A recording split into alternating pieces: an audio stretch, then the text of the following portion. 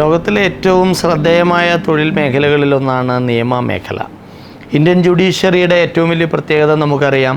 1000 കുറ്റവാളികൾ രക്ഷപ്പെട്ടാലും ഒരു നിരപരാധി പോലും ശിക്ഷിക്കപ്പെടരുത് എന്ന വളരെ ഒരു സമുജ്വലമായ ആശയം മുന്നോട്ട് വയ്ക്കുന്ന ഒരു നിയമസംഹിതയുടെ നാടാണ്. ഒരുപക്ഷെ ഇന്ത്യയെ ലീഗൽ പ്രൊഫഷൻ്റെ ഒരു പറുദീസ എന്ന് വിശേഷിപ്പിക്കപ്പെടാറുണ്ട്. അപ്പം നിയമമേഖലയിലേക്ക് കടന്നു ചെല്ലാൻ ആഗ്രഹിക്കുന്ന ആൾക്കാരുടെ മുമ്പിലുള്ള തൊഴിൽ മേഖലയെ എടുത്തു കഴിഞ്ഞാൽ നമുക്ക് ജുഡീഷ്യറി ആയിട്ട് ബന്ധപ്പെട്ട മേഖലകളിൽ ജുഡീഷ്യൽ ഓഫീസറാകാൻ സാധിക്കും, ജഡ്ജാകാൻ സാധിക്കും. സുപ്രീം കോടതിയിലും ഹൈക്കോടതിയിലും മറ്റ് കീഴ്ക്കോടതികളിലുമൊക്കെ ഒരു ജഡ്ജാകാനായിട്ട് സാധിക്കും. എല്ലാത്തിൻ്റെ ബേസ് LLB ആണ്. നിയമബിരുദമെടുക്കാൻ ആഗ്രഹിക്കുന്ന കുട്ടികൾക്ക് 2 സ്ട്രീമുകളിൽ നിയമബിരുദമെടുക്കാൻ കഴിയും.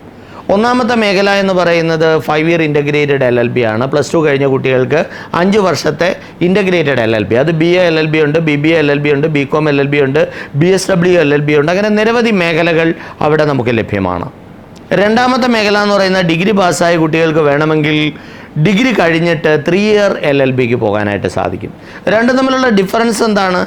5 ഇയർ ഇൻ്റഗ്രേറ്റഡ് LLBയിൽ ഒരു ഡിഗ്രിയും LLBയും കൂടെ ഇൻ്റഗ്രേറ്റ് ചെയ്ത് ചെയ്യുമ്പോൾ 5 വർഷം കൊണ്ട് കോഴ്സ് കംപ്ലീറ്റ് ചെയ്യുന്നു. 3 ഇയർ LLB വരുമ്പോഴത്തേക്കും ഡിഗ്രി കഴിഞ്ഞ് പോകാൻ സാധിക്കും. 3 വർഷ ഡിഗ്രിയും 3 വർഷത്തെ LLBയും. ഇത് രണ്ടും കൂടെ കവർ ചെയ്യുമ്പോഴത്തേക്കും നമുക്ക് ഏതാണ്ട് 6 വർഷം വേണ്ടി വരുന്നു. 1 വർഷം അവിടെ നഷ്ടം സംഭവിക്കുന്നു. ഇനിയിപ്പോൾ 4 വർഷ ബിരുദം എന്ന ആശയം മുന്നോട്ട് വയ്ക്കപ്പെടുമ്പോൾ ഉണ്ടാകുന്ന മാറ്റങ്ങൾ നമ്മൾ വരാനിരിക്കുന്നു. അപ്പോൾ ആ ഒരു വർഷം സേവ് ചെയ്യാൻ കഴിയുന്നു എന്നുള്ളതാണ് ഇതിൻ്റെ ഏറ്റവും വലിയ അഡ്വാൻറ്റേജ്. അപ്പോൾ ആ ഒരു വർഷം സേവ് ചെയ്തെടുത്തുകൊണ്ട് നമുക്ക് നമ്മുടെ പഠനക്രമത്തെ ചിട്ടപ്പെടുത്തണമെങ്കിൽ എങ്ങനെയാണ് LLBയിലേക്ക് കടന്നു വരാൻ കഴിയുക?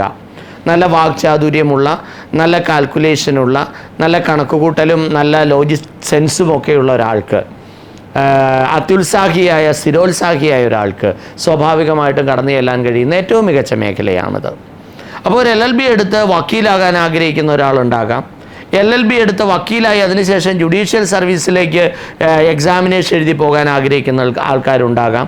ഹൈക്കോടതിയിലും സുപ്രീം കോടതിയിലുമൊക്കെ പ്രാക്ടീസ് ചെയ്ത് 10 വർഷമൊക്കെ പ്രാക്ടീസ് കംപ്ലീറ്റ് ചെയ്ത് നേരിട്ട് ഹൈക്കോടതി സുപ്രീം കോടതി ജഡ്ജാകാൻ സ്വപ്നം കാണുന്ന ആൾക്കാരുണ്ടാകാം. ബാങ്കിങ് മേഖല പോലുള്ള സ്ഥാപനങ്ങളിലൊക്കെ സ്പെഷ്യലിസ്റ്റ് ഓഫീസറാകാൻ ആഗ്രഹിക്കുന്ന ആൾക്കാരുണ്ടാകാം.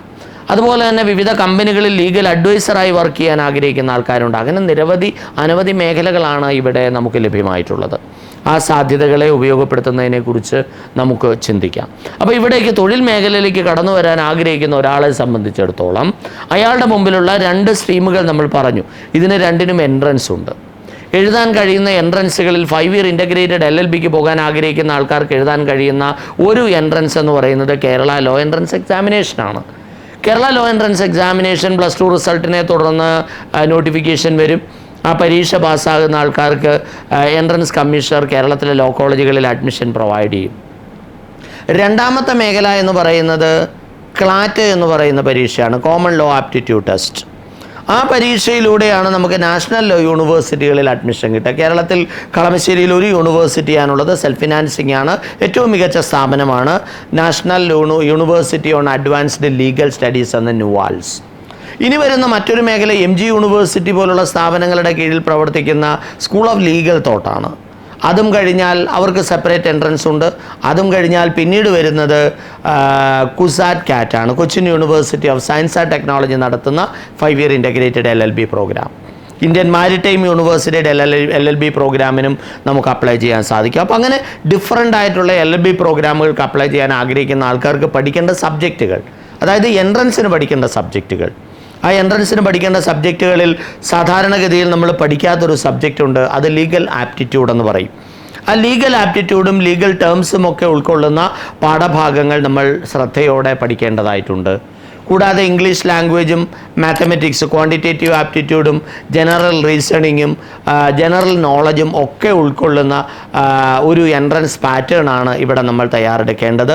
ആ എൻട്രൻസ് പാറ്റേണിലൂടെ നമ്മൾ എൻട്രൻസ് കമ്മീഷണർ നടത്തുന്ന പരീക്ഷയും അതായത് സ്കൂൾ ഓഫ് നാഷണൽ ലോ യൂണിവേഴ്സിറ്റികൾ നടത്തുന്ന പരീക്ഷയൊക്കെ ഡിഫറൻ്റ് ആയിട്ടുള്ള പാറ്റേണിലാണ് നടത്തപ്പെടുക.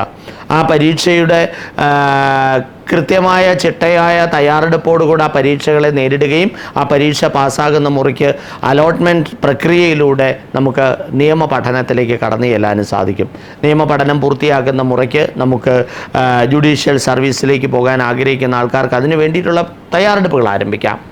നമുക്ക് ബാർ കൗൺസിൽ രജിസ്ട്രേഷൻ എടുത്ത് നമുക്ക് പ്രാക്ടീസിങ് ആരംഭിക്കുകയും മറ്റുമൊക്കെ ചെയ്തുകൊണ്ട് കരിയർ ബിൽഡ് ചെയ്ത് മുന്നോട്ട് കൊണ്ടുപോകാനുള്ള ഏറ്റവും മികച്ച സാധ്യതകളാണ് അവിടെ ലഭ്യമായിട്ടുള്ളത്.